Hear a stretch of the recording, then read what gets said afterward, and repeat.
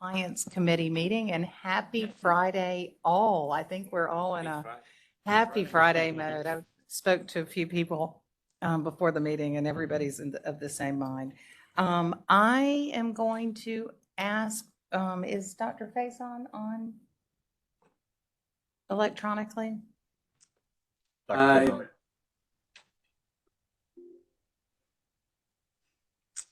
do not see him online yet. Okay, so I'm going to look for a motion to approve the agenda. Move the motion. Then I guess I can second. I'll second. All those in favor? Aye. Okay, Joe, thank you. Also, approval of the minutes from our prior meeting. Move the motion. I'll second. All those in favor? Aye. Aye. Great, thank you. And John, we've got our values moment. Okay. Good morning, committee members. Good morning, everyone.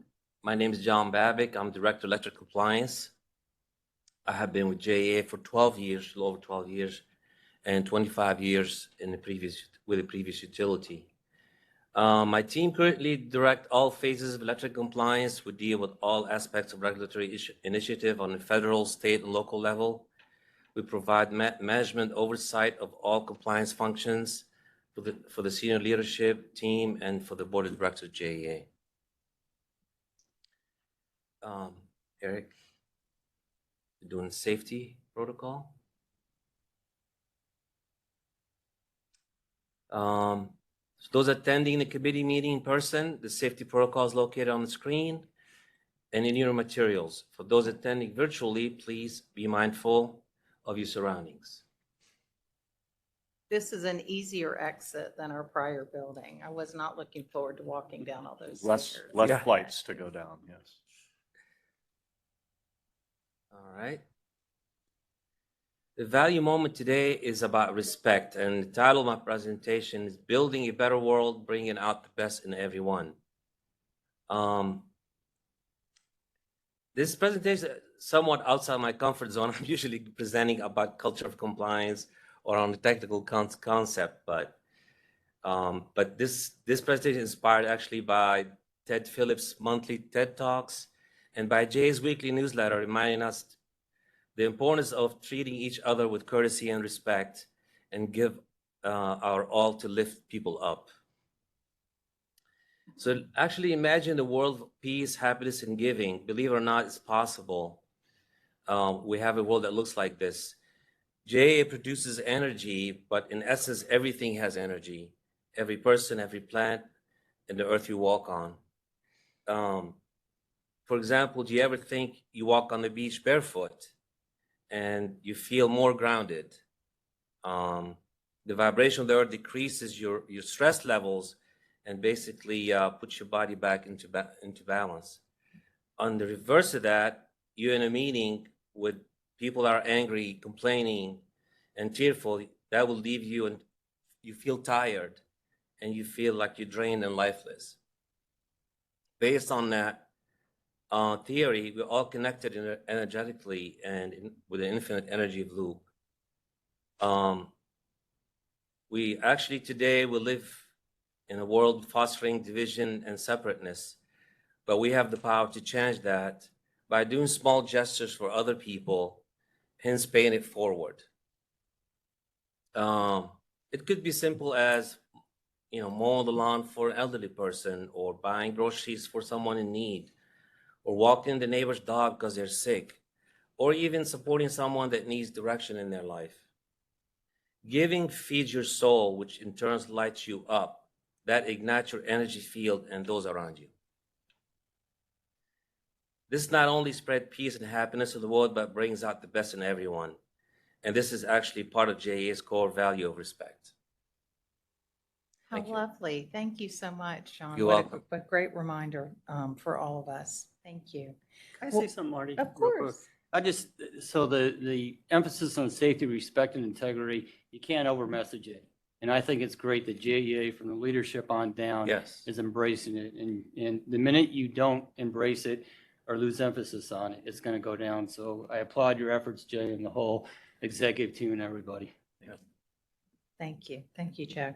Comments from the public? We do have somebody who's registered to speak, Lucy Sonnenberg. Thank you.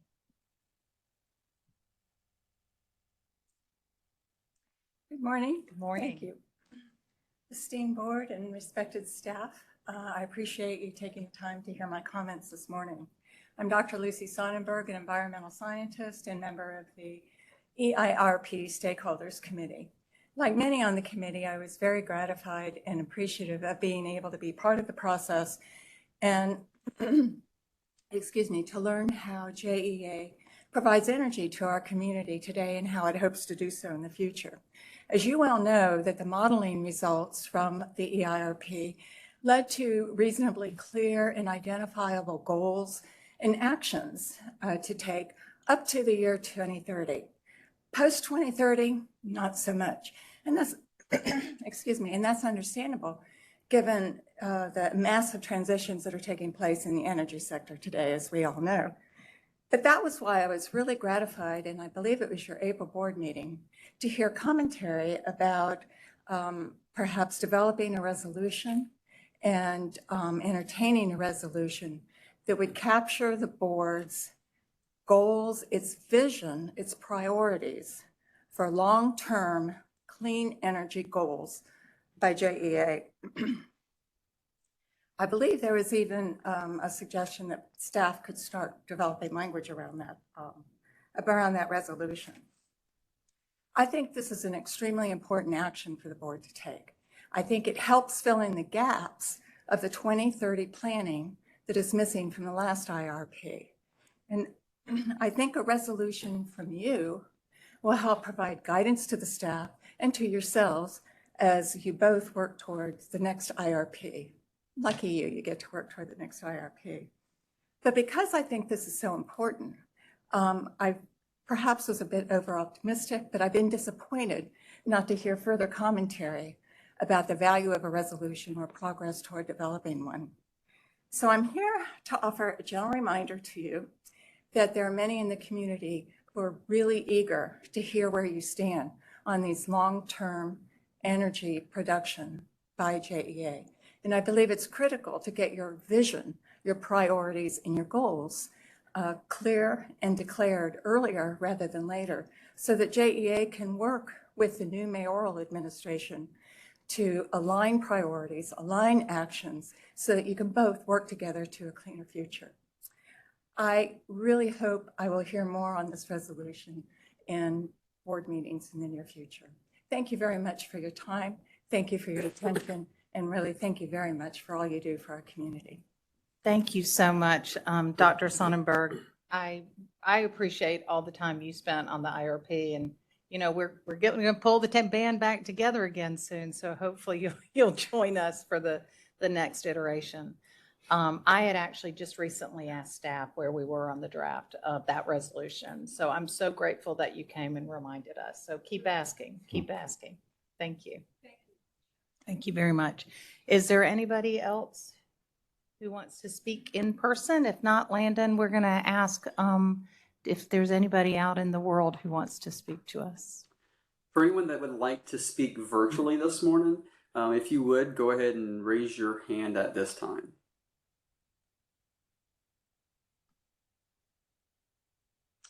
Seeing none, I'll go ahead and hand it back over to y'all. Thank you. Great. Thank you so much. Our first item on the agenda is, believe it or not, it's time to start talking about our audit. Didn't we just finish it, John? So we're going to ask John and Natalia to join us and talk about what we're planning to do this year. Mm-hmm.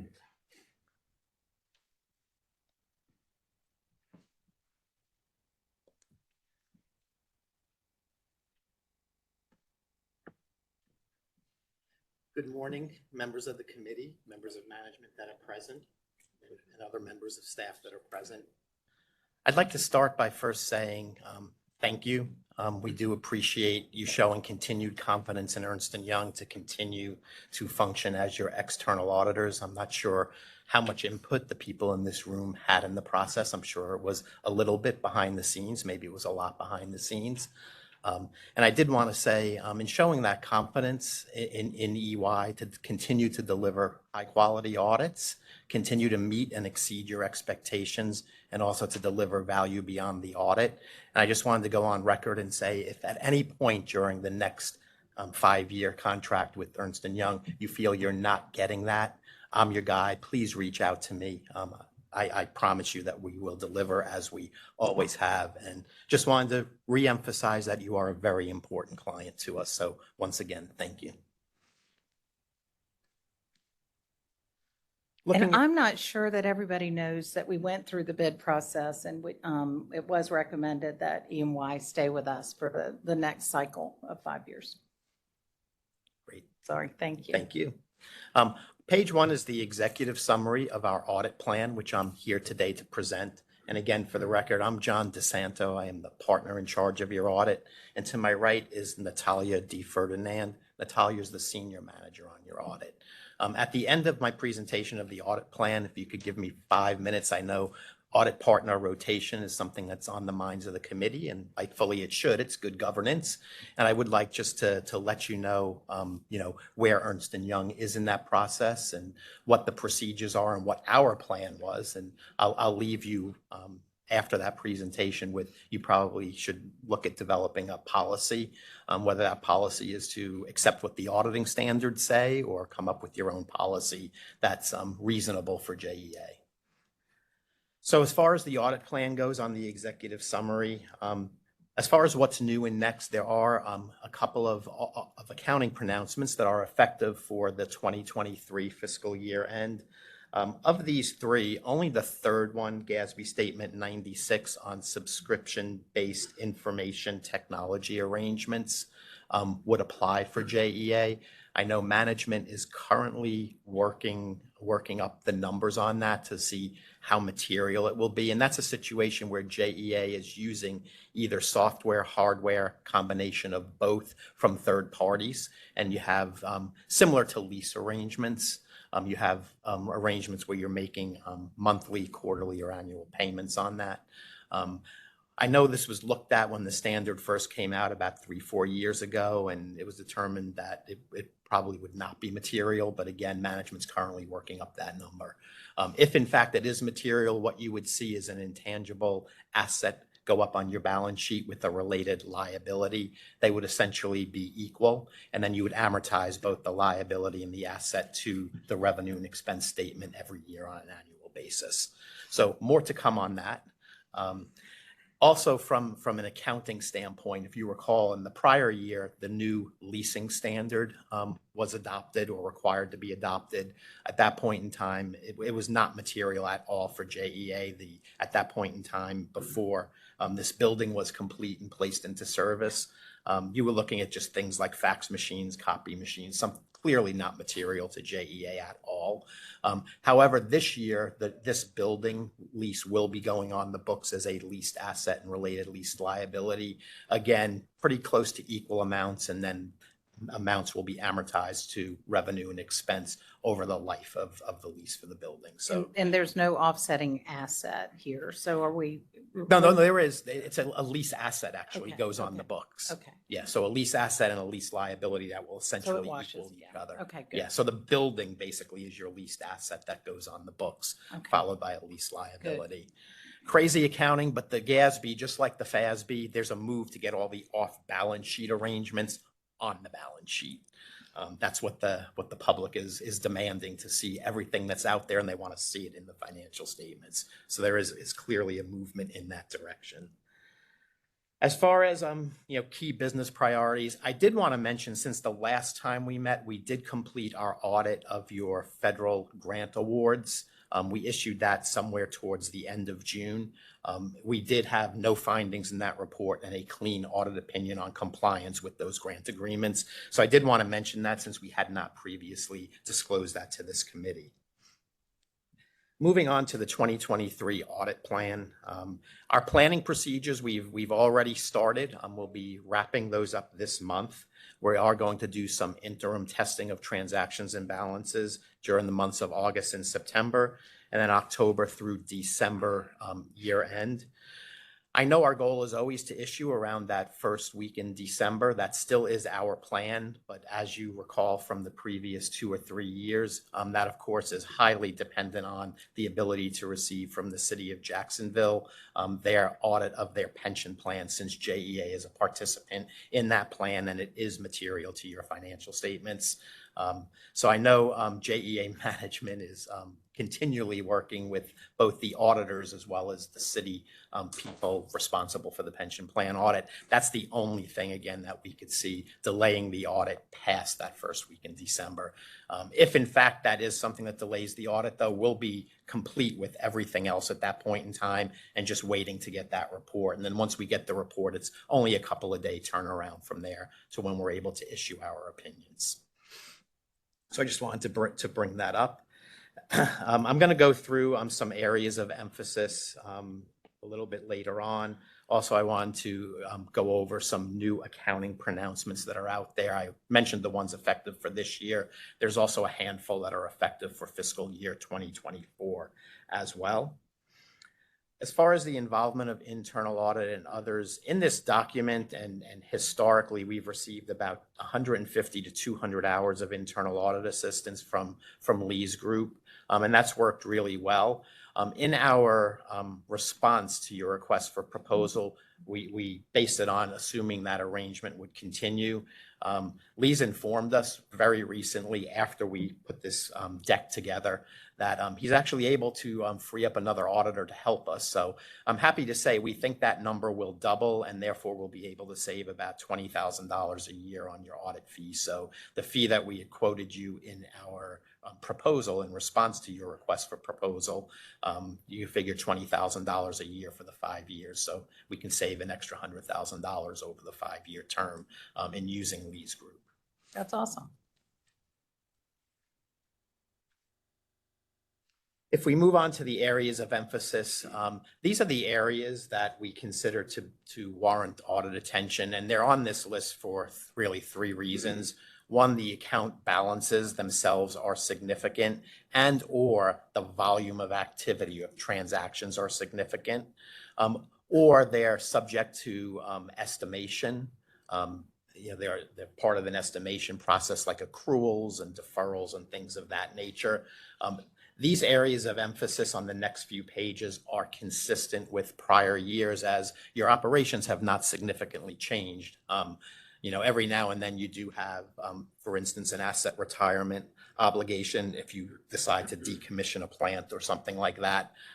And that would be something that we would look at just because of the significance usually of that. And there are a lot of estimates involved with that. So unless anybody on the committee has any questions on this list, again, they're consistent with prior years. Our audit approach will be consistent with prior years. We do make heavy use of our data analytics, where instead of just sampling like 100 items, let's say of your billions of revenue transactions during the year, we're actually able to, using our data tools, review 100% of those transactions and trace them all the way through to ultimately a cash receipt. And then our testing procedures are essentially testing the data, making sure what's indicated as a cash receipt actually was cash. It made it into your bank. So we'll trace that to a deposit in the bank. And also, as far as a revenue transaction goes, making sure it actually relates to the provision of services. So that has allowed us way more audit coverage as a committee member. That should provide you with a lot more assurance that we actually are looking at 100% of transactions in certain areas. And we're continuing to expand our use of those data analytics to areas such as your capital assets, such as payroll transactions, such as operating expenses and accounts payable and things of that nature. Because if you think about it, right, in business, just about every transaction ultimately will result in a cash receipt or a cash payment. So we're able to trace expenses or expenditures to cash payments, and any revenue type transactions we're able to trace to a cash receipts through your system using this data analysis tool. I'm very excited to say the next wave where we're going with our data analysis tools is where we'll be able to provide more meaningful insights to companies like JEA as to, hey, this is what the data is showing these are some of the trends and correlations in case you weren't aware, and that can help drive important management decisions. So we're currently rolling that out. So it'll probably be about another year or two, but I'm excited once that takes place to be able to sit down, with Jay and Ted and their teams and let them know the power of the data that we have and how they could use that to help them make decisions. Hey, John, does any of the data analytics capability you have, does that involve any part of AI or no, not yet? Not at this point in time. Okay. Yeah, not at this point in time. Now, if AI becomes an important part of JEA's processes, and that's kind of where business is going, even the utility industry are making use of AI and robotics. They're starting, as you know, especially in the investor-owned utility space. But as that becomes more involved or enhanced in your operations, then by that time we'll be set up. But our tools right now are not AI-driven. Thanks. The next slide, as I mentioned, these are the new GASB accounting standards that have been issued and that are effective in either 2023 or 2024. I already mentioned the first three as they're effective for 2023 audit, and that only the GASB 96 would be effective for JEA. The GASB 99 one, the omnibus, all that really did was it just looked at existing standards and they made some clarifications to existing standards, things that had already existed, but there was some confusion in practice. There are certain provisions in there effective for 2023, others for 2024. And looking at that, there's really nothing in there that would impact or affect the operations of JEA.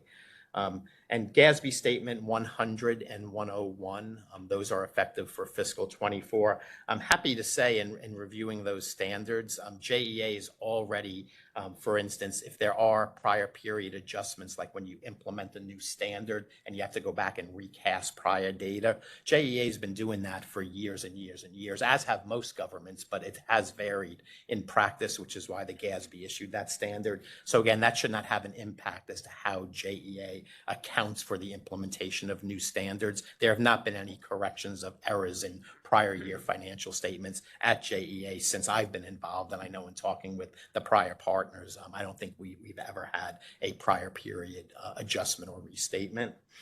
And same thing with the GASB Statement 101 on compensated absences. JEA is already accounting for compensated absences, your accrued vacation and sick or PTO. You're already accounting for it, what these new provisions would say. That's really, in my mind, what the old standards had said or statements had said. But again, GASB issued this to clarify it because there was some diversity in practice. So the implementation of these standards will have no impact on how JEA has historically and will continue to account for those types of items. I've already talked about data and the use of our data analytic tools. On the next slide, now these were the areas that we had planned to use internal audit assistance for based on the original 200 hours of assistance. But since we're going to be getting double that, we are going to be revisiting this. So we will update this. If anybody on the committee would like to know what the plan looks like for internal audit before the procedures start, we'll be happy to provide this slide with an update. We can just email it to the committee or through management. We can get that over to the committee. Otherwise, we will update this during our audit results presentation in either December or January.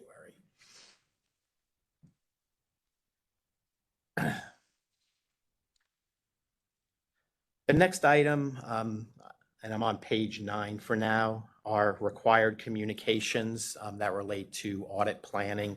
And these are the items that actually auditors are required to communicate to those charged with governance in your organization. And Do we have Sorry, that slide?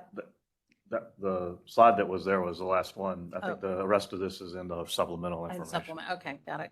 yeah, sorry about that. They're actually, it's only a couple Okay, more. we- But anyhow, the items that are on here, I'm required to communicate to those charged with governance and organizations like this committee. So as far as the terms of our new renewed relationship with you, we are in the process of drafting our engagement letter, and we will have that over to management very shortly. And again, we'll be happy to provide a copy to the committee upon request. As far as our overall plan, scope, and timing of the audits, again, I've already gone over the areas of emphasis and the new accounting standards with you. There were no significant issues that we had to discuss with management in response to our re-engagement as your auditors. There are no independence matters, no matters that bear on or affect Ernst & Young's independence to function as your external auditors. And as far as, risks relating to material misstatement of your financial statements or anything like that, again, based on the results of our planning procedures and our prior year audit, there are no new risks of material misstatement or any that we've identified. The last item that's included in the deck and is probably in your supplement, it's just an updated peer review report. We are subject to, for our non-public, non-SEC reporting companies, to undergo a peer review every 3 years. That for private company audits, audit firms are still self-regulated. So Grant Thornton audits Ernst & Young's audit practice every 3 years. At the time, they were just at the time of our audit results of the 2022 audit back in December or January, they were just wrapping up the 2022 audit of Ernst & Young's audit practice. They issued in May, they issued their opinion based on the results of their audit of Ernst & Young's audit practice. And it was a clean audit opinion with no findings. Further, again, providing evidence that, your confidence in Ernst & Young is certainly warranted. So those were my planned comments on the audit plan. I'll ask if there are any other questions or comments on the audit plan before I talk a little bit about audit partner rotation with you. And I'll just remind all of the board members that John or someone from his team will reach out to all of us individually through this process. Correct. To make sure that we don't have any issues that we want to be looked at. Correct. Yeah, we'll be setting up separate individual calls with members of the committee as well as executive management like Jay and Ted and Joe and their team as well. Okay, great. Well, I know audit partner rotation is something that's on the minds of the committee, and it should be. It's part of your governance and part of independence, making sure your auditors are independent and staying independent of JEA.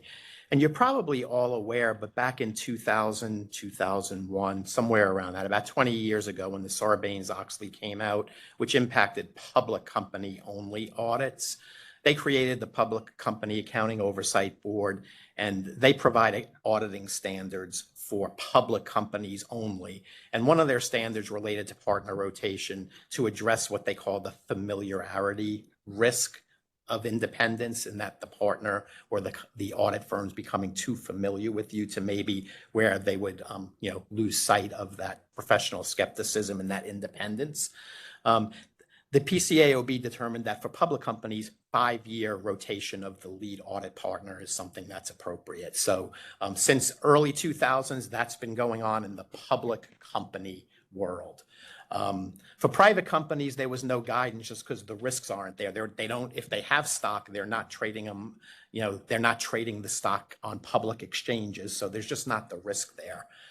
So finally, about 5 years ago, the International Ethics Standards Board took a look at auditor independence and said, you know what, we've always had this for public companies, but there's nothing out there for private companies. We probably need to put something in place for private companies. They were very wary about coming up with a bright line, in other words, a number. So what they said is, audit firms should develop a policy around long association where the lead audit partner has been on an account for a number of years. Again, not putting bright lines or numbers there. They didn't say 10 years is reasonable, 5 years, 15 years. They just said audit firms should implement policies and procedures around this. And whenever there's, I'll call auditing standards that don't have those bright line numbers in them, what happens in practice is all the big four accounting firms, along with the second tier firms, so that would be Grant Thornton, BDO Seidman, and RSM McGladrey, so the 7 firms, they all get together with their leadership because they want to make sure that they're at least being consistent in this so that, there's not different policies out there for different audit firms. So we all got together and at that point in time decided in the 10 to 12 range. So all those 7 firms have somewhere between 10 and 12 years for private companies requiring audit firm rotation. Ernst & Young determined that 12 years for private companies is a reasonable policy. I can tell you, excuse me, I've been your audit partner for 7 years, so I'm going on year 8. And Ernst & Young, like all the other firms, we do track this to make sure that we're not going to be in violation of the 12 years that we determined is reasonable. So under Ernst & Young's policy, the last audit I would be allowed to serve as your audit partner would be the 2026 audit. Coincidentally, that's the year that I'm going to be retiring. Just So we're happened, rotating anyway. just happened to work out that way. Natalia here, however, about that time, she should just about be ready to be a partner. So our plan in managing the relationship, and I was going to bring this up anyway because we just signed a new 5-year contract covering through the 2027 audit.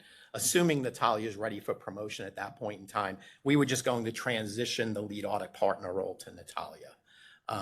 However, it's ultimately, your organization, what you think is a reasonable policy. So you're going to say, well, John, what are some of your other clients doing? What are, especially in the utility space, doing, the private companies? And what I can tell you is we see a couple of things. I'll say, I know you always like to benchmark or compare yourselves to OUC, Orlando Utilities. They actually have an internal policy of 7 years. The firms would say that that's probably a little light. That's probably too short a period of time for a private company, but that's what their policy is. And they require a 1-year cooling off period before that prior partner can jump back in and take over that lead audit partner role again. What we typically see is around the 10 to 12 years. And basically the policies that we're seeing and how they're written is the policies say we will follow the guidelines set by the International Ethics Standards Board and the AICPA, and we will determine what our audit firm's policy is and determine whether or not we think that's reasonable, and we'll continually evaluate whether or not we think that continues to be reasonable. So that's kind of what we see out in practice. I'd say OUC is clearly an outlier. And like I said, the 7 biggest firms in the United States would say the 7 years is probably too restrictive. But again, it's really what JEA feels comfortable with. Right. Well, and I asked John to bring this up because I'm more used to the public company rotation of 5 years. And it just feels like, oh, this has been so long. Yeah. So it's thank you for the education. So I'd leave you with, Yeah, take a look at it. You probably should write up a policy. You probably want to benchmark that against some of your peers. I've already told you OUCs.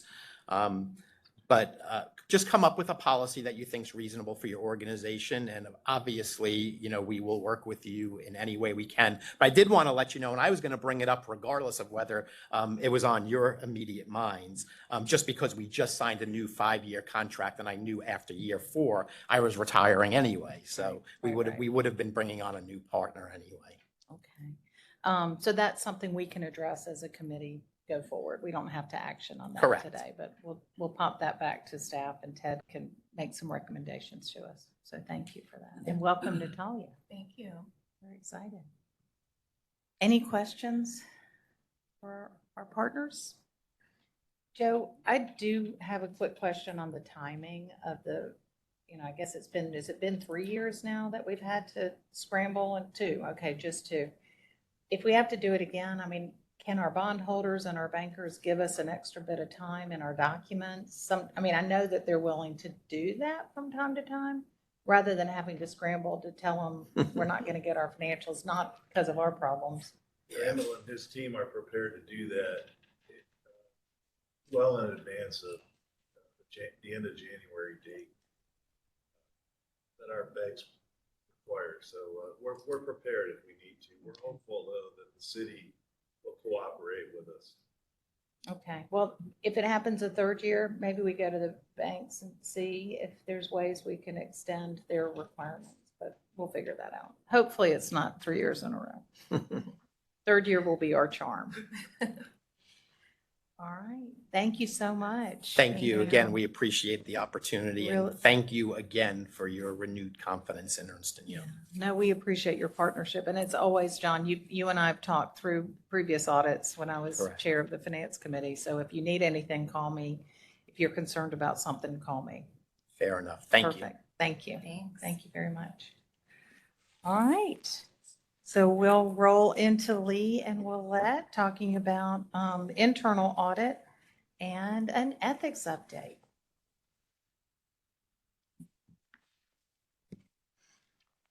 Good We're morning. glad you've got more hours to give us to save some money. That's nice. So yes, good morning, Chair Lanahan, board members DeSalvo, committee members, and Baker. I appreciate being here today. And just as a segue before I start, I appreciate the support and the partnership with EY, with John and Natalia in accommodating that second auditor. I think it's valuable. It provides some value to JEA. So starting, I appreciate the opportunity to be here to provide an audit services update. First off, let me talk to you about in-process audits and projects. So we're working on a lot of stuff. We're a staff of 4 auditors. We're working on a lot of projects, a lot of audits. And as you can see, they cover multiple different areas of JEA, be it environmental or be it TS or be it operations. We're working on everything here at JEA. But the point I want to bring up is the fiscal year 24 risk assessments. It's our process to start creating the audit plan for fiscal year 24. We send out a survey to all directors, and we will start to put on calendars meetings with leadership to discuss what the risks are, what are the opportunities, where can audit fit in and provide value to the business. So that's related to in-process audits and projects. Next up is completed audits. So we completed 3 projects past couple of months.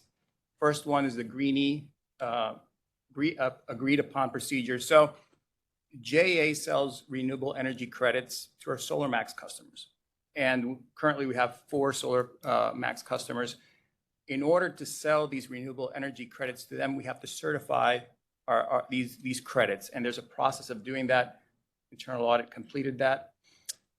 There's another project requested by the business called construction management risk, where we looked at certain contracts and we provided some recommendations as to improve on the documentation that we get on the invoice side or on the procurement side. What can we do to improve contract language? And then that last one is related to the NIST internal readiness assessment.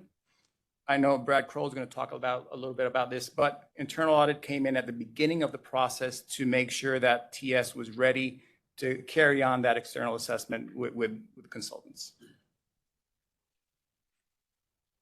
Next up, action plans. So during these past couple of months, we currently have 9 open action plans, and there's the rating or the rankings of those action plans: 4 significant, 4 moderate, 1 nominal. Year to date, we've closed 30 action plans. And I just wanted to highlight a couple of them that were closed recently. One of them had to do with fire extinguisher inspections.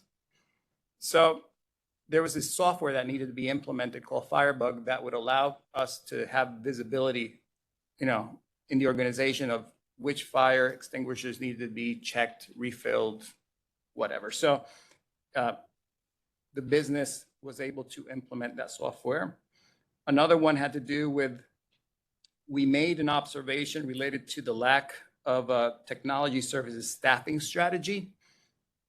Brad Kroll and his team worked on a strategy. They're implementing via org structure changes, supplemental workforce, so on and so forth. So, And Lee, can I ask Sure. you, where in the definitions of major, significant, moderate, or nominal would those 2 items fall?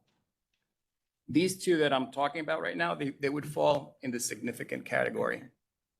And what happens is, at the end of the presentation, there's a appendix with the open action plans. And what's shown on those action plans is what the action plan is, but I'm not sure we have what the observation is. And that's the rating goes, or the ranking goes with the observation. Okay. So, I bring that up because significant means different things to different people. And the first time when I was reviewing this package, I called Jay immediately, like, significant, like, what's going on? those are important items, but I bring that up just, I think it might be helpful, and I don't think it's in the appendix, to identify the definition of what we consider major and what we consider significant. Maybe Very- future education would be great for us. Very good point. Just to clarify, when we issue an audit report, that audit report does have definitions on the audit rating and individual observations, which fall into the major, significant, nominal, moderate. When we talk to the business about these observations, we get into an agreement of what the individual rating for the issues are, and then overall audit rating, right? Yes, we can add more information to make sure that it's clear. It's clear. Perfect. So next up, I want to talk about internal audit strategy. So why are we putting together internal audit strategy? There's two reasons. One is next year, we're planning to do a quality assessment review of the internal audit function. And these different tasks that we have here as part of the strategy helps us get to a better place for the quality assessment review. And the second one is the Institute of Internal Auditors are updating their standards. And the standards are going to be implemented later this year. And as part of the new standards that are coming out, they mentioned the word strategy and internal audit strategy many, many times, something that wasn't in the old standards. So I'm just trying to get ahead of the new standards coming in as we get ready for the QAR next year. Strategy-wise, we're talking about everything professional development, how we get information for our audits, create a fraud risk assessment, risk assurance mapping, even put some more language around that open action plan process. And your comments were very, very good because we can use that for this item here in our strategy. So moving forward, we will do a quality assessment review. It will come up with more strategic items to work on next year. Hey, Lee, for the Yes. the non-certified internal auditors, continuing professional education, is that going to be a virtual thing or a combination virtual with physical, attendance instruction? How's that work? So currently, everyone who's certified in my staff, we do CPEs, and mostly nowadays they're online. Mhm. And it's convenient, it's online, and it's good quality. What we're telling staff that are not certified is we want them at the same level, same standard as those who are certified, because this helps them become better auditors, right? Mhm. So we do encourage them to go ahead and do their certifications, be it CIA, be it CPA, be it CISA. But while they're working on that, and JEA does support that, we want them to be kept at the same level as whoever's certified on our staff. Go ahead and do your 30, 40 CPEs a year. Okay. I hope that answered your question. Thanks. So last, let's talk about employee inquiries here. There's a list of employee inquiries. Internal audit worked on that first item, which were 3 time card issues. And as part of our investigation, we looked at time card, we looked at information, and we provided that information to Labor Relations, which resulted in separation. And the financial impact to JEA was around $40,000. For the remainder of these inquiries, I'll just pass it over to Willette. Good Thank you. morning. Good morning. Well, with the hotline now under my purview this year, I've been working closely with Labor Relations to handle the majority of the cases that you see on this page that came through the hotline. We've been able to close the cases fairly quickly and create some action plans where needed, but all of them were unfounded that came through the hotline during this period. Thank you. I'm happy to report that we're heading in the right direction with our ethics scorecard on the employee engagement survey. We asked the question, do people at JEA behave ethically? While ethics is an area of opportunity, we did improve by 4 points from the last survey conducted in February, and we're just 5 points below the national benchmark. So we still have some work, but we're getting there. As you may recall, I shared my action plan with you last year on some of the initiatives I developed to increase our employee engagement results. Here are some of the questions that I asked and assessed after the survey. And I want to share just a little bit of some of the action items based on the feedback from these questions. So under that first category is the compliance program working in practice. Well, currently I am working with our information governance team to help make our policies and procedures a little bit more easily accessible and easier to understand. We've secured 2 vendors to help assist us with this project, and our goal is to have it completed by the end of this year. So we have about 300 policies and procedures that we're looking at. The next section, is there an open and trusting environment for speaking up? Well, speaking with employees, there was some concern around how does the hotline process really work? What does it look like if you experience it? So we created a video with one of my ethics representatives and our brand management team to show employees how to report using the hotline. We received some excellent feedback, and currently the video is out on the ethics SharePoint page so others can access whenever necessary. And then the last category is there a commitment to ethics at all levels? Well, this year in March, we conducted the Open Government course with Office of General Counsel, Regina presented, to help prepare our managers and above on how to address ethical issues and to help them know where to go if they need assistance. So we've received great feedback from that workshop, and we want to make sure that our managers are really the first line for employees to go to if they have an ethical concern. So we will continue to do that each year, but we found great success in that, and hopefully we will continue to build off of some of the feedback we received. That concludes my report. Any questions for Lee and Willette?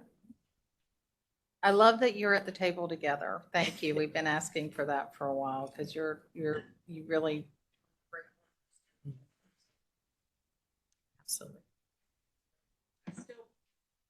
Wish we had other items that were coming in. It just feels like we get the same old with the ethics hotline, the same reporting.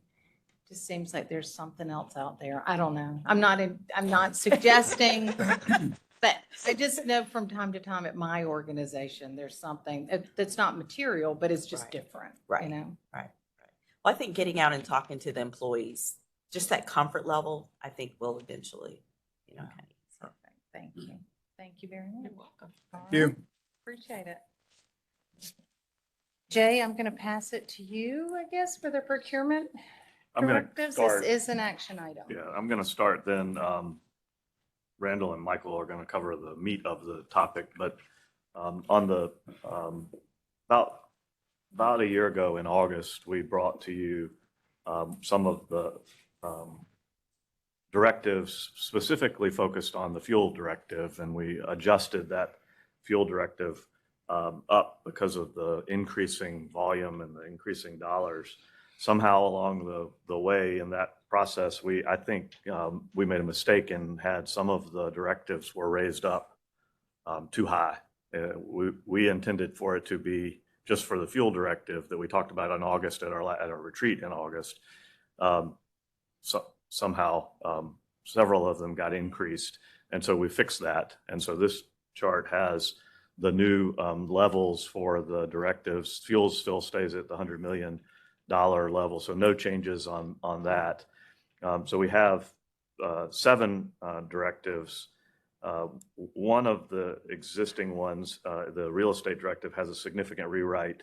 It's updated to the charter updates, and the finance instruments and services is a new directive because we changed our procurement code. And so those are the 2 that we're going to talk about today.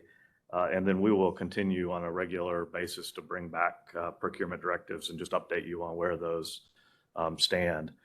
In August, one of the requests was to have on the fuel side specifically to bring a list of what did we really spend and what were the transactions that we did. And we'll bring that at the next board meeting. We'll bring a list of all the transactions that we used and at what levels those transactions occurred. So that's the overall view of the procurement directives. This just summarizes all of them. And then the next item, I think, starts with Randall Barnes to do the finance director, and then Michael Corbett to cover the real estate directive. Well, I'm going to interject that Jay made it sound really simple, but we've been at this as the chair of the committee for a long time, right, Joe? So thank you to Yeah. staff for getting it right. I think we finally arrived at what the right numbers are. So thank you. It took a lot of work, a lot of effort, and I think we can get a system in place now to make sure that we're in compliance with them and that we are, if there's any changes, we make appropriate changes in a timely manner. So Great. thank you. Thank you. Thank you. All right. All right. Good morning, Chair and committee members. I'm Randall Barnes, Treasurer here at JEA. I'm going to talk about the Financial Services or Financial Instruments and Services Directive. As you recall, and Jay mentioned, the board made a decision several months ago to revise the procurement code. And in that revision, we struck the Article 4 in its entirety. So that included a whole section on the financial instruments and services. It just made more sense to include the majority of those items in the procurement directive rather than a separate section of the P code. And so what we're talking about today is really just a cleanup exercise of what began when the board made those revisions a few months ago. So these services and instruments have been treated differently in the past because they require complex negotiations or exist in a limited market and must be completed in a limited time frame because they are tied to financing or investing transactions. So some of the items that are involved in this directive include bond underwriting services, fiduciary services, which includes trustee and paying agent services and escrow agent and custody services, credit rating agency services, dealer and remarketing services, so remarketing of our short-term variable rate debt on a periodic basis. Investment purchase and management services, so in purchasing investments or having someone manage our investments. Financial transaction support services, which would include like escrow verification, financial printing, things like that tied to a bond transaction. Financial instruments and arrangements, which include risk management strategies, credit support, and liquidity support. So revolving lines of credit, liquidity support, or credit support for some of our variable rate bonds, things like that. Agency services for the sale of financial assets, which is related to selling tax credits that we get. Also investor relations services, which might be tied to purchasing investor research or direct communication with investors in relation to a bond transaction. And then finally, financial compliance services, which are some services that may be required for us to comply with our bond covenants. There are some items that were previously in the P code that we did not include in this directive, and so those include financial advisor services. So we have a financial advisor that advises us on many of our transactions that we do. That's going to be procured in the typical procurement fashion under the P code. Banking services also is going to fall under that. There's not really a time constraint associated with procuring banking services. And then another item is bond counsel services, which was in that section of the P code, but technically should fall within the Office of General Counsel. So that's where that resides. No dollar thresholds were changed as a result of this directive. It's the same as it was in the prior P code.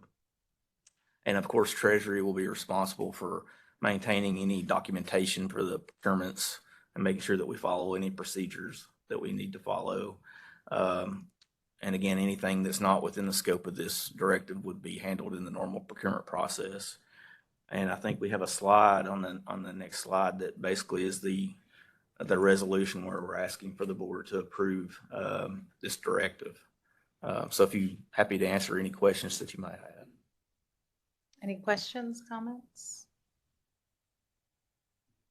You want us to move this one individually? Because is the next one require Yep, motion as well? separate. Okay. All right. Move the motion? I will second. All those in favor? Aye. Aye.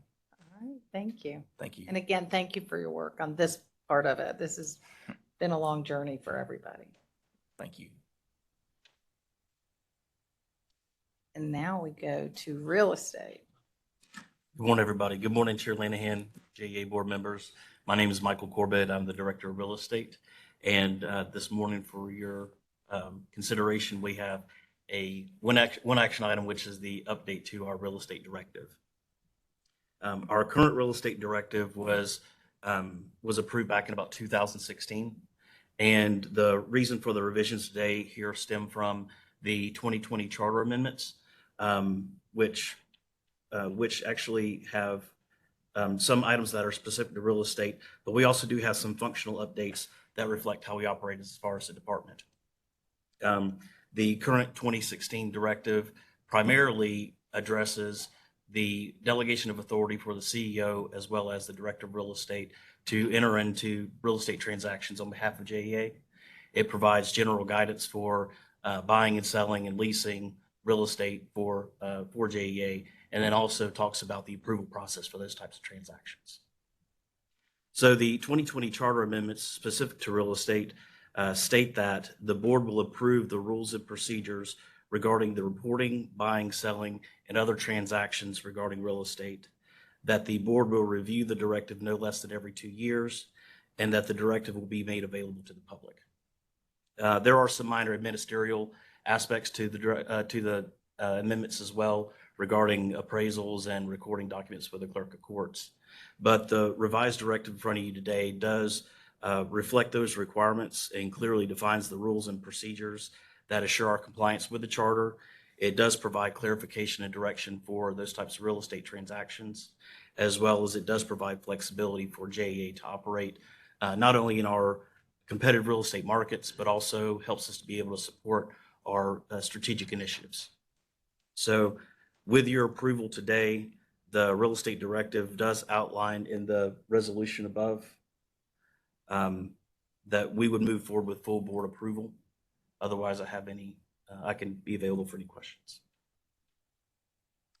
So currently I assume we're out of compliance with the city charter Article 21 on doing this, or is it time to do this? It is time to do this.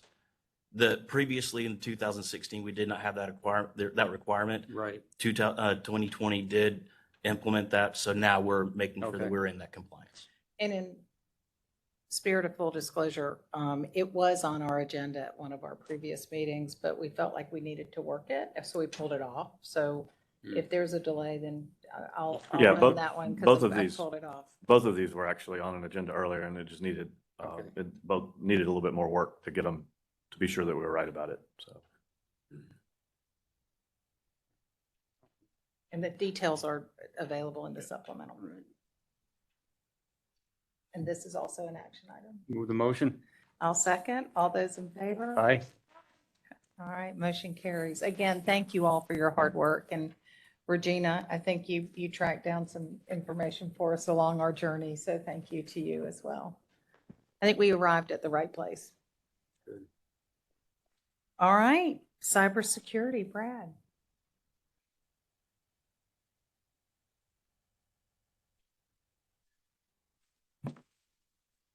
Good morning, Chair Lanahan and committee members. My name is Brad Kroll. I'm the Chief Information Officer here at JEA. So back in September of 22, we had a Finance and Audit Committee where we provided a cybersecurity update at that time. Many exciting updates today to talk about the progress that we've made and some of the external and internal findings of our cybersecurity framework.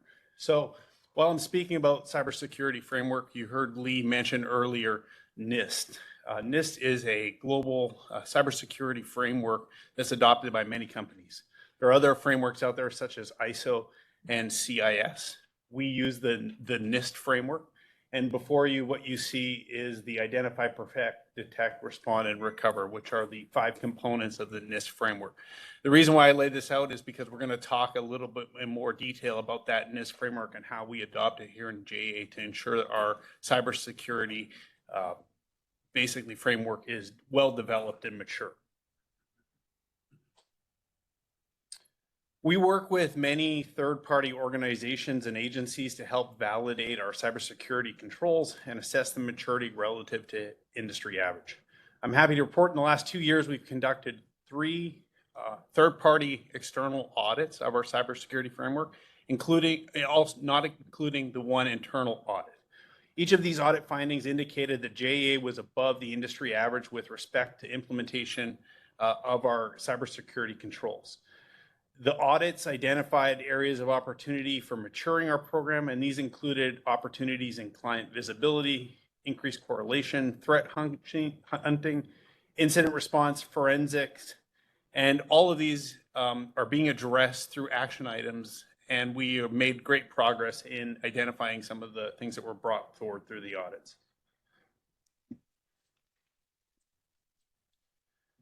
In the NIST cybersecurity framework, you'll see, this is kind of a busy slide, but you'll see on the left-hand side, the network and endpoint detections through the incident response and forensics. This really kind of is meant to depict the entire cybersecurity life cycle, if you will.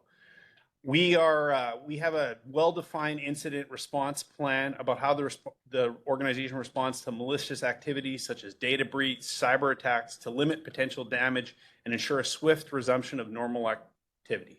We recently partnered with a third-party organization to enhance our cybersecurity posture in the area of cybersecurity operation that actively monitors all of our IT security assets on a 24/7, 365 basis.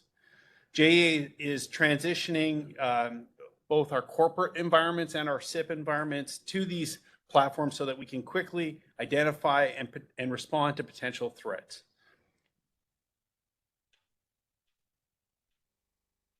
The information security team performs several services and assessments. We look at cloud questionnaires that are tied to procurement activities. We look at critical requirements such as SOC 2 for any new vendors that are onboarded. We do vulnerability scans on our existing assets. And as part of our PMO process, we look at penetration assessments that are performed with third-party vendors at least every 3 years or when significant system change. A third-party vulnerability penetration assessment is targeted to perform at least every 3 years on a significant system change. We recently, this is an exciting development, onboarded a virtual CISO. So for those of you who aren't familiar with what a CISO is, it's basically a Chief Information Security Officer. We chose to partner with a third-party firm to provide these services. We established a vCISO committee that is made up of Laura Shepis and Ted Phillips. Our vCISO, Sanjay, has met with Laura and Ted on several bases and provided him and her the results of those findings, and just basically act as an independent, non-biased means to talk to our LT and subsequently report to the board on the maturity of our cybersecurity framework.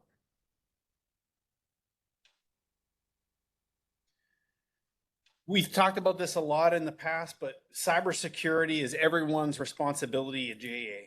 We continue to make investments in the area of education and awareness, the continual maturity of our security operations center that I mentioned before, and expanding our growth in the areas of IT and OT, which is a very much a upcoming and continually evolving area for the utility. The cybersecurity threat landscape is always evolving and changing. For this reason, it's of the utmost importance that we continue our cybersecurity investments. Thank you for your time today. I would open it up to any questions that you may have regarding the cyber maturity. And I'll remind everybody, gosh, how many years ago? It's nice we're able to have memories of years as a team together, Jay, but we 3 years ago had a shade meeting and we dove deeply into cyber. I continue to ask Jay if we need to do that again, and he said, Not yet. not yet. Yeah. Not yet. So I think we've got things covered and wanted to be able to give the update in the open what's going on. And when it's appropriate, we'll schedule that. I think there's one other item, and I think I'm right about this, but our insurance for cybersecurity, we also increased the amount of coverage. And in order to do that, they had to go through some background. I think that's another level of inspection. Yeah. kind of to be sure that we're okay, because there's some places that are having more trouble to get the cybersecurity insurance that we have. So I think that's another level of assurance. I'm glad you touched on that, Jay. I was actually going to make that point as well. We just did that renewal and received astounding feedback from our cybersecurity provider. And we were able to actually increase our limits with a very minimal increase in our premiums. That's awesome. Congratulations. That's great. And so, Brad, it's no issue staying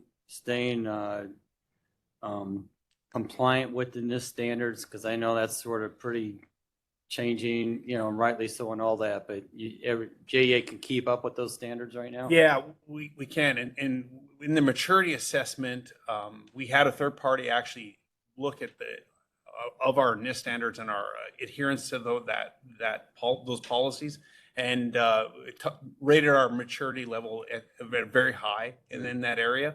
And as Lee mentioned earlier too, we also had our own internal audit team look at the NIST standards as well in terms of our maturity, and they had similar feedback as well. Mm-hmm. Good. We also I'll mention it, had CISA, which is a government agency in the area of cybersecurity, recently conduct an audit. And they were very impressed and felt that our levels were at, if not above, industry standards with respect to our cybersecurity controls. Good.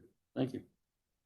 Great. I'll just make a comment that what I've seen is the insurance companies are the best following the CISA, protocols. Good morning, Chair Stein. We didn't know you were out there. The voice from above. Mr. Baker. The voice from afar.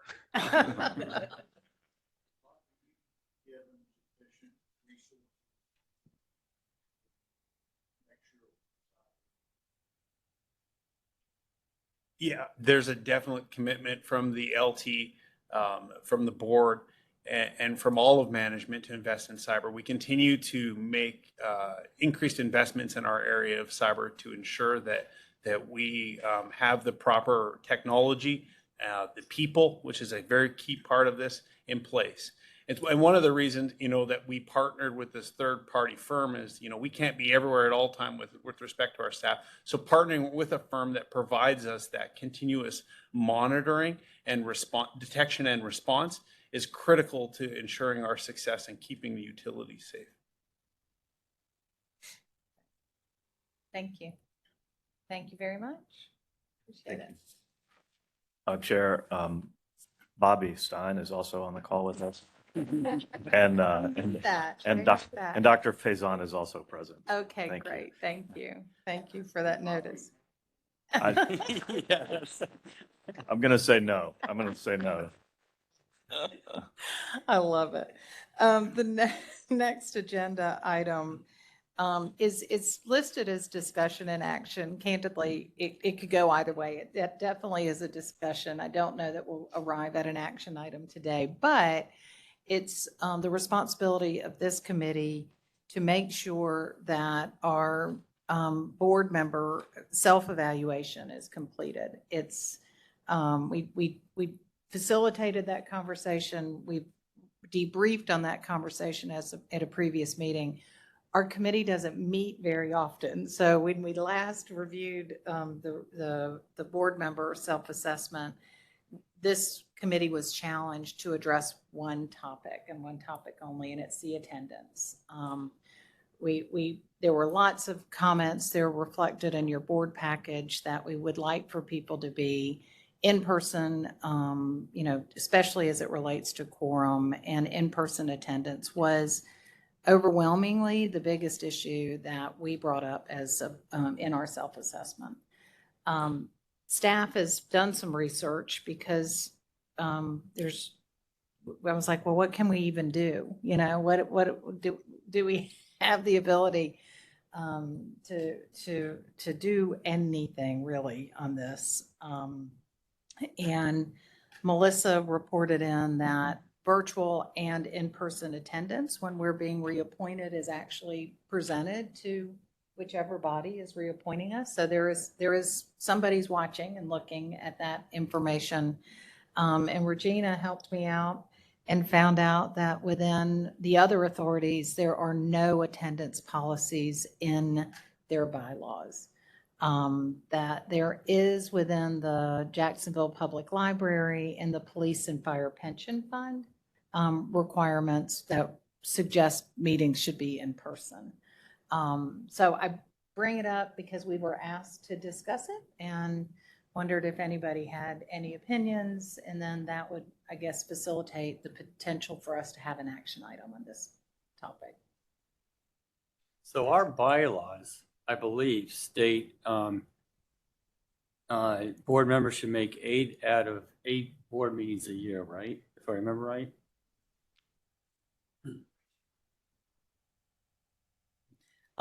There's an indication, because there is a provision that allows for virtual participation. Right. And it's aspirational that you attend all meetings. The 8 out of the 10 is the charter requirement for how many times JEA should meet, and Right. your aspirational goal is to attend all meetings. Mm-hmm. And then just out of curiosity, so, right, so within our bylaws, which are in sync with the city charter, Article 21, if you don't meet those, what happens? Or is that sort of just a hanging chat? I don't know. So there's no punitive, there's no punishment, there's no, like, I think if you see in the city code of ordinances, for example, committees and commissions that are created by ordinance, which are those standing committees that the city creates, they have to attend 2 of 3 consecutive meetings. So there's that requirement for those types, but this is a different type of body. This is a governing body. Right. And you're appointed by the council and confirmed by, you're appointed by the mayor, some by the council, and then there's a confirmation process. But there is no provision provided in your charter or in the code of ordinances as to what happens if you don't make meetings. So Okay. that's just, it's silent there. So I think it's fair to say previously in the pre-COVID world, that criteria, the only option you had was to attend in person. I think the issue is through COVID, we've gotten really good, Landon and team, in facilitating virtual meetings. So there, Yeah. it wasn't envisioned, I think, that we would even have this capability back in the day. Correct. And with the other independent agencies, they are meeting in person. With the virtual option, that came into play with the, as you said, during COVID, the governor issued an executive order that allowed for virtual meetings and waived the physical presence for quorum. And then the city adopted a very similar policy. And once the executive order for the governor expired, the city resumed going back and but it doesn't affect the quorum requirement. It's just now you're facilitating as a convenience. Mm-hmm. And is city council, Regina, do they require in person? They do require in person. There's no virtual option. I think we've had, even pre-COVID, we allowed telephone. People had opportunities to join by phone, but the quorum is still now a physical requirement. Yeah, that's a new one, because that could be, truly, we weren't allowed to call in, but last time I was on the board. Under the Florida statutes, when you're meeting like that, there's a provision that allows for extreme circumstances. And then there's a few opinions as to what, a few attorney general opinions as to what's an extreme circumstance, such as incapacitated by illness, military service, being able to participate virtually in the meeting. However, it still doesn't go towards physical quorum. And then when we updated your bylaws, I believe that was last year, when we updated your bylaws, we allowed for the virtual option, and it's well-made findings for when it's acceptable. And I think travel and was one of those things. Yes, sir. I think, I'm delighted to know that the attendance is part of the reappointment, because that's obviously important. And I would think it would be worth considering is have the attendance go to, if you are a mayoral appointment, the mayor ought to know whether you're coming to the meetings, not just upon reappointment, but Oh, on a maybe regular annually. basis. Okay, annually. And same with city council. I have strong feelings about that, but I think it's worth considering because 4 years is a long time. I thought but they're not, for some reason, I thought they were tracking that. At reappointment, but Oh, not on an okay. annual basis. Periodically. Sometimes they'll ask, Oh. not in the reappointment process. I don't think it's not annually, but periodically that we get the request. Well, I didn't realize they were periodically. Yeah. I don't know what they do with that, but periodically they'll check. Just to clarify though, we've been treating virtual as present. So that the way that we've operated, virtual has counted as present. So in saying that, I guess it is possible for us to make a recommendation that we would exclude virtual attendance as for quorums and as attending. That's an option. No. Currently in the bylaws, there's a structure that's in place in the bylaws now that allow for virtual attendance. And one of the items on there, the bottom one, is other reasons deemed appropriate by the board. And I think we've never specifically indicated what are those other reasons. We've just have by practice accepted that if someone was able to attend virtually, then that was okay. I recall that there's state law that says that virtual does not count. For a quorum. For a You have to have quorum. a physical quorum in And place. that was waived during COVID, and then the governor stopped that. So, you know, We've always had a quorum for board meetings. By having 4 present. Okay. And a minimum of 4 present. We have had some committee meetings that we haven't had a quorum, but we haven't allowed any committees to take actions that didn't also have to be followed up by the board. So that hasn't caused us any problem at all. So because pretty much everything has to be ratified by the board, if you don't have a quorum for a committee meeting, it's really not going to Right. slow the organization down, right? Good. And But I think it seems like, so there's mechanisms in place, and I think the board should have a self-policing type capability.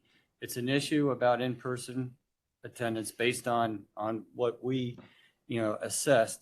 And I think, do we need to tighten up the very last one on the other reasons it's deemed appropriate by the board? Because this thing's open-ended, I think, and I don't think any of the, we owe it to the board members on what exactly the criteria is. I think it's gotten very fuzzy right now, and maybe it's a question of just tightening that up, and then we can get better in-person attendance like we all desire. I just think we're not tight enough on what these exemptions are. I mean, that appears that could work within the context of our bylaws. Correct. You could do that. So would this group wish for us and staff, because I don't know the reasons that people aren't attending in person. I think it's appropriate to have each of the people who does attend virtually to articulate what their issues are. Should we have staff draft other reasons for us to review at our next committee meeting? And as part of your duties, you typically review your bylaws annually. So as part of your annual review of your bylaws, we can work with staff and look at that and come up with some, based on the conversations, come up with some other circumstances, or you may find that those are appropriate and we can remove the other reasons language. I think that's a a good place to land, candidly, on this Yeah. conversation. Just tighten it up. Yeah. Just tighten up the other reasons. All right. Well, then So, we, I want to be sure. So we'll take the action to, and we'll work with, board services, can take a look at this too, and we'll work to come up with the right, solutions. And I will talk to each board member about it too, to be sure that we are understanding what those requirements are. Because I want to be careful. I understand the desire to have people present, but I also want to be sure that we have opportunities to hear from board members. So, for example, today, Chair Stein spoke up and had something to add to the cybersecurity, and I don't want to eliminate the possibility of that when it's appropriate. So oh, finding the right absolutely. rules in But place. Chair Stein is auditing this committee. He's not a committee I member. know, that's right. So that makes it different, but we'll come up with the right structure, and I'll have some conversations with each of you to be sure that we take all that under advisement, so we can do that. and as we did with the procurement directives, I mean, just work with me and we'll get this buttoned up before Yep. we come to, if y'all are okay with that. Yep. Thank you. Okay. I think that's a good place to land. Anything else on that? Perfect. Is there any old business to come before this body? Any new business? Any need for discussion? We're excited to have E&Y continue as our partner. Thank you. Announcements? Oh, well, Vogel. I don't want to steal another committee's thunder, but Jay, do you want to? It's a big week. It's a big week. We're excited to have that online. It came online at 10 o'clock on Monday morning, and it was fun to see the graph and the chart whenever it turned on. And I think that is exciting news. The almost equally exciting news is that Unit 4 is progressing well. And I was, the team here, whenever we looked at the schedule and looked at what it was going, we thought August was the deadline. And so I think we were pretty close on that for Unit 3. And we had pushed Unit 4 on into the summer of next year, and I believe we will miss that. It will be sooner than, it looks like it's going to be sooner than that. They're making really good progress and had learned a lot from the Unit 3 issues. And so we're optimistic that that'll be coming on in the spring next year. So good progress. And for what it's worth, that was on Sky News on Sunday, which is an international, like, CNN type thing. But yeah. It is. High vis. It's the first new plant to come online in certainly Long time. this century, a long time. It's awesome. Very exciting.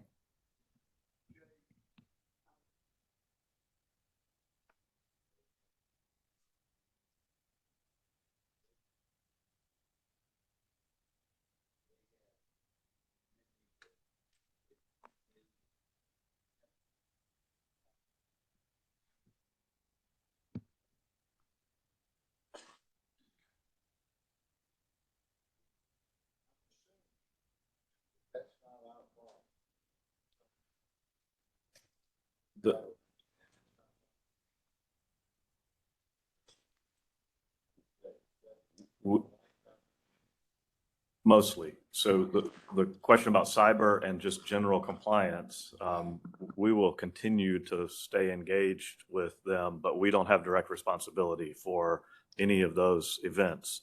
Now, we also have attempts, that's what all the work that Brad was talking about to keep it in void. And so we'll stay in touch with that. And that continues to be an ongoing problem. We will probably not get anywhere near the specific updates that you were getting in that case, because we are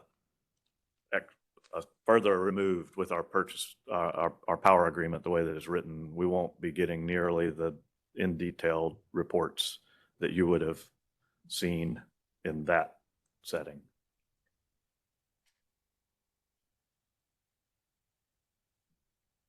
Anything else? Hearing nothing, we will stand adjourned, and the building's settling over here in this corner. I think everybody heard it, but I guess that's just a tick because it's settling, but we don't have to answer it now, but everybody was like, look at the corner. It has some growing pains sometimes. Okay. Thank you. All right. Thank you all. Great meeting. I was gonna tell Madrika she needs to trim her nails.